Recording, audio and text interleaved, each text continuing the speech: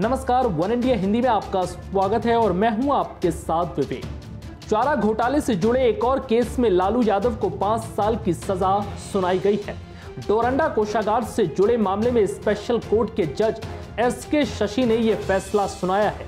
Court ने साथ ही इस केस में लालू यादव पर 60 लाख रुपए का जुर्माना भी लगाया। 950 करोड़ रुपए के बहुचर्चित चारा घोटाले के सबसे बड़े रांची के डोरंडा कोषागार से 139.35 करोड़ रुपए के गबन के मामले में सीबीआई अदालत ने लालू प्रसाद यादव समेत 38 आरोपियों को दोषी करार दिया था।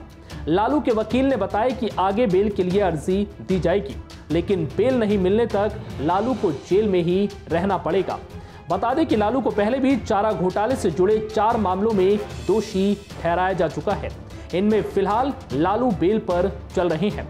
इनमें भी उनको हाई कोर्ट से जमानत मिली है। लोअर कोर्ट या ट्रायल कोर्ट ने उनको इसमें राहत नहीं दी थी। सीबीआई के स्पेशल कोर्ट ने 15 फरवरी को लालू यादव समेत अन्य आरोपियों को 139.35 करोड़ रुपए के डोरंडा कोषागार से जुड़े चारा घोटाले में दोषी पाया था। कोर्ट ने तब सजा का ऐलान नहीं किया था। आज कोर्ट की कार्यवाही ऑनलाइन हुई। लालू ऑनलाइन ही इसमें शामिल हुए। आरजेडी सुप्रीमो लालू प्रसाद यादव को चारा घोटाले से जुड़े अन्य 4 मामलों में पहले ही दोषी ठहराया जा चुका है। इसमें उनको कुल 14 साल की सजा हुई। वहीं जुर्माने के तौर पर उनको अब तक 60 लाख रुपए देने पड़े थे। कर्नाटक के शिवमोगा में हिजाब विवाद के बीच बजरंग दल के कार्यकर्ता की हत्या के बाद से तनाव बढ़ गया है। इस पर अब राजनीति भी शुरू हो गई है। बजरंग दल के कार्यकर्ता की हत्या के बाद कर्नाटक के मंत्री ईश्वरप्पा और कांग्रेस के नेता डीके शिवकुमार एक दूसरे पर हमलावर हैं। बता दें कि बजरंग दल के कार्यकर्ता की हत्या के बाद से इलाके में तनाव का माहौल है। कहा जा रहा है कि यह हमला चाकू से किया गया था, जिसके बाद शख्स ने अस्पताल में इलाज के दौरान दम तोड़ दिया। इलाके में तनाव को देखते हुए धारा 144 लागू कर दी गई है। तो वहीं कर्नाटक के सीएम बसवराज बोम्मई के साथ साथ पूर्व सीएम कुमार स्वामी का भी इस पर बयान आया है। कर्नाटक के पूर्व सीएम एचडी कुमार स्वामी ने कहा कि पिछले हफ्ते जब हिजाब विवाद शुरू हुआ था, तब मैंने पहले ही ऐसा कुछ होने का अंदेशा जताया था। अब एक लड़के की मौत हो गई। कांग्रेस और बीजेपी अब खुश हो सकते हैं, क्योंकि उन्होंने राज्य की शांति को भंग कर दिया है। कुमार स्वामी ने कहा कि ऐसा चुनाव की वजह से आगे दोबारा भी हो सकता है। उन्होंने कहा कि मैंने कभी नहीं सोचा था कि ऐसा कर्नाटक में होगा। ऐसा नॉर्थ इंडिया में होता है। ऐसे माहौल की वजह से स्कूल और कॉलेज बंद हैं। जो कर्नाटक के तटीय इलाकों में शुरू हुआ था, वो अब पूरे राज्य में हो रहा है। दूसरी तरफ 26 वर्षीय बजरंग दल कार्यकर्ता हर्ष के शव को अब पुलिस की सुरक्षा के बीच पोस्टमार्टम के बाद उसके घर पहुंचाया गया। बजरंग दल समेत अन्य हिंदू संगठनों के लोग बड़ी संख्या में इस दौरान वहां शामिल रहे। कर्नाटक के एक मंत्री ने रविवार को बजरंग दल के एक कार्यकर्ता की हत्या के लिए मुस्लिम गुंडों को जिम्मेदार ठहराया, जिससे शिवमोगा में तनाव और आगजनी हुई। कर्नाटक के ग्रामीण विकास मंत्री के एस ईश्वरप्पा ने कांग्रेस के कर्नाटक प्रमुख डीके शिवकुमार पर हिजाब मामले पर की गई टिप्पणियों के चलते इस हत्या के लिए उकसाने का आरोप भी लगाया है। उत्तर प्रदेश में 3 चरण के लिए मतदान खत्म हो गया है। चौथे चरण के लिए विधानसभा का चुनावी शोर भी सोमवार को खत्म हो जाएगा। चौथे चरण के प्रचार के अंतिम दौर में सभी दलों ने अपनी पूरी ताकत झोंक दी है। इसी कड़ी में मुख्यमंत्री योगी आदित्यनाथ ने हरदोई में चुनावी रैली को संबोधित किया और पीएम मोदी के साइकिल के आतंक कनेक्शन की बात को फिर से दोहराया। 3 दिन पहले गुजरात की एक न्यायालय ने 38 आतंकवादियों को फांसी की सजा दी है। और भाइयों बहनों, जिन आतंकवादियों को फांसी की सजा हुई है, उनमें से 8 का संबंध उत्तर प्रदेश से है। एक आतंकवादी समाजवादी पार्टी का प्रचारक भी है, उसका बाप, और समाजवादी पार्टी का अध्यक्ष अब तक अपना स्पष्टीकरण नहीं दे पाया है। इसका मतलब चोर की दाढ़ी में तिनका। अब पूछना चाहते हैं, जिस साइकिल का इस्तेमाल प्रदेश के निर्दोष नागरिकों को और देश के निर्दोष नागरिकों को आतंकी घटनाओं का शिकार बनने के लिए किया जा रहा हो, क्या उस साइकिल को समर्थन जाना चाहिए? क्या उसको पंचर किया जाना चाहिए? हमेशा के लिए पंचर किया जाना चाहिए। आप सहमत हैं? भाइयों बहनों, समाजवादी पार्टी सुरक्षा के लिए स्वयं खतरा है। आपने देखा होगा 4.5 वर्ष तक जितने पेशेवर माफिया थे, अपराधी थे, बिलों के अंदर दुबके हुए थे, और जैसे ही चुनाव की घोषणा हुई, बिलों के बाहर निकल करके रेंगने लग गए, गर्मी दिखाने लग गए, धमकी देने लग गए। तो मैंने भी कहा था, मैंने कहा चिंता मत करो, 10 मार्च को आने दीजिए, सरकार सारी गर्मी शांत होगी। ज्यादा दिन नहीं है 10 मार्च के लिए। 10 मार्च के लिए मुश्किल से 17 दिन है, और मैंने यही कहा चिंता मत करो, ज्यादा दिन नहीं है। और भाइयों बहनों, मैं फिर एक बार आपसे कहने के लिए आया हूं, नाम इनका समाजवादी, काम दंगावादी। समाजवादी पार्टी के मुखिया अखिलेश यादव ने भी हरदोई में चुनावी रैली को संबोधित किया और योगी और बीजेपी की सरकार पर जमकर बरसे। ये जो गर्मी निकालने की बात कर रहे थे, जैसे ही पहले चरण की जनता ने वोट डाला, भारतीय जनता पार्टी के नेता कार्यकर्ता ठंडे पड़ गए, और जिस समय दूसरे चरण में जनता ने वोट डाला, भारतीय जनता पार्टी के नेता सुन्न पड़ गए थे।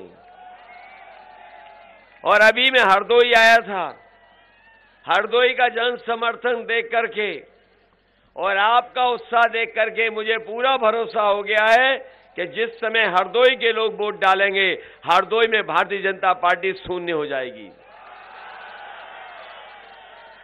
और जब ये चुनाव 5वें, 6ठे, 7वें चरण में पहुंचेगा, तो आप देख लेना भारतीय जनता पार्टी के बूथों पर भूत नाचेंगे।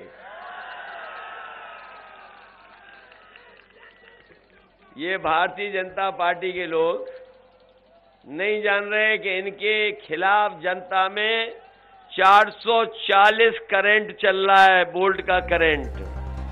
वार पलटवार का दौर जारी है। बीजेपी के नेता दावा कर रहे हैं कि इस बार कमल खिलेगा, वहीं समाजवादी पार्टी का दावा है कि इस बार साइकिल दौड़ेगी।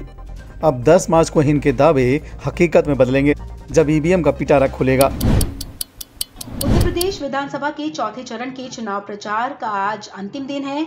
चुनाव प्रचार के आखिरी दिन कांग्रेस महासचिव और यूपी की प्रभारी प्रियंका गांधी वाड्रा ने लखनऊ में चुनावी रोड शो किया। इस दौरान कांग्रेस महासचिव और यूपी प्रभारी प्रियंका गांधी वाड्रा ने प्रधानमंत्री नरेंद्र मोदी के द्वारा सपा कांग्रेस पर आतंकियों के प्रति नरम रुख रखने का आरोप लगाते हुए कहा कि वो प्रधानमंत्री खुद जानते हैं कि ये बातें सही नहीं है। चुनाव में लाभ लेने के लिए वो इस तरह के आरोप लगा रहे हैं। प्रियंका ने कहा कि वो बेरोजगारी पर बात नहीं करते हैं, जबकि सरकारी नौकरियों में बड़ी संख्या में पद खाली पड़े हैं। उन्हें देश के जरूरी मुद्दों पर बात करनी चाहिए।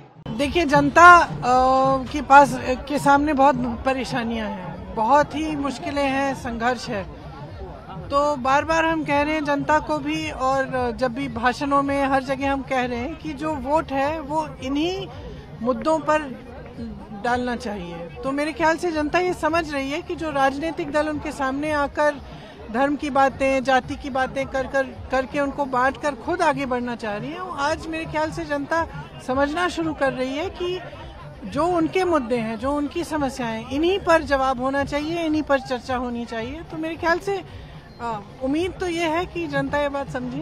प्रधानमंत्री ने भी अपनी स्पीच में बोला है कि जो ऑपोजिशन है, सपा और कांग्रेस, टेररिस्ट के सिंपैथाइजर हैं। आपका क्या स्टैंड रहेगा प्रधानमंत्री ने? इन फिजूल की बातों का तो जवाब देने का तो मुझे की जरूरत ही नहीं पड़ती मुझे, क्योंकि मैं समझती हूँ कि ये फिजूल की बातें हैं। उनको भी मालूम है कि ये सच नहीं है, वो चुनाव की वजह से कह रहे हैं। हम उनसे कह रहे हैं कि जो यहाँ पे समस्याएं हैं, महंगाई है, बेरोजगारी है, यहाँ पे छुट्टा जानवर की बहुत बड़ी समस्या है, इनके बारे में क्या कर रहे हैं? उन्होंने इतने सालों से कुछ नहीं कहा, आज कह रहे हैं कि अभी उनको जानकारी मिली है इन समस्याओं के बारे में। ये क्या मतलब है? भैया, आप प्रधानमंत्री हैं, क्या मुख्यमंत्री जी आपको जानकारी नहीं देते? 5 साल से आपकी सरकार थी, तो आपने ये समस्याओं को हल करने के लिए क्या किया? बेरोजगार तमाम नौजवान क्यों पड़े हुए हैं उत्तर प्रदेश में, जब आपके पास सरकारी पद हैं? महंगाई इतनी क्यों बढ़ गई है जब आपकी केंद्र में भी सरकार है और प्रदेश में भी सरकार है। और ये छुट्टा जानवर की जो समस्या है छत्तीसगढ़ में कांग्रेस की सरकार ने उसको सुलझाया है ना। तो 5 साल से आप सरकार में हैं, तो ये जो आप आज चुनाव के समय कह रहे हैं कि हम गोबर खरीदेंगे जैसे छत्तीसगढ़ में खरीदी जाती है, आज क्यों कह रहे हैं? 5 सालों से क्यों नहीं किया आपने? हवाई अड्डे आज क्यों खुल रहे हैं? आपने PSU क्यों बेचे? उन्हीं से तो रोजगार मिलता है। ये जो तमाम छोटे दुकानदार आपको दिख रहे हैं, ये छोटे जो व्यापारी हैं, इनकी कमर क्यों तोड़ी है आपने अपनी पॉलिसी से? इनका जवाब दीजिए ना। ये फिजूल की बातें, आतंकवादी, ये वो, क्या फिजूल की बातें हैं? Ma'am BJP law and order को लेके काफी इस बार अपने बीजेपी लॉ एंड ऑर्डर यहाँ पे रोज अत्याचार हो रहा है, रोज अत्याचार हो रहा है। उसके बारे में क्या कहेंगे मुख्यमंत्री जी? आपको बता दें कि प्रियंका गांधी ने सोमवार को लखनऊ के चिन्हट में रोड शो कर कांग्रेस उम्मीदवार ललन कुमार के लिए वोट मांगे। उन्होंने जनता से कांग्रेस प्रत्याशी के पक्ष में वोट करने की अपील की है। बता दें कि ललन कुमार लखनऊ की बख्शी का तालाब विधानसभा सीट से कांग्रेस उम्मीदवार हैं। लखनऊ में चौथे चरण का मतदान 23 फरवरी को होना है। उत्तर प्रदेश विधानसभा चुनाव के 3 चरण पूरे हो चुके हैं। सभी राजनीतिक दलों ने इन 3 चरणों के लिए अपनी पूरी ताकत झोंक दी है। इस बीच उत्तर प्रदेश के मुख्यमंत्री योगी आदित्यनाथ ने पिछले दिनों चुनावी जंग को 80 बनाम 20% की लड़ाई बताया था। अब सीएम योगी के इसी बयान पर गृह मंत्री अमित शाह ने भी अपनी राय रखी है। न्यूज 18 से खास बातचीत में अमित शाह ने कहा कि ये चुनाव हिंदू, मुस्लिम या यादव का नहीं है। योगी आदित्यनाथ के बयान को लेकर पूछे गए सवाल के जवाब में अमित शाह ने ये बात कही है।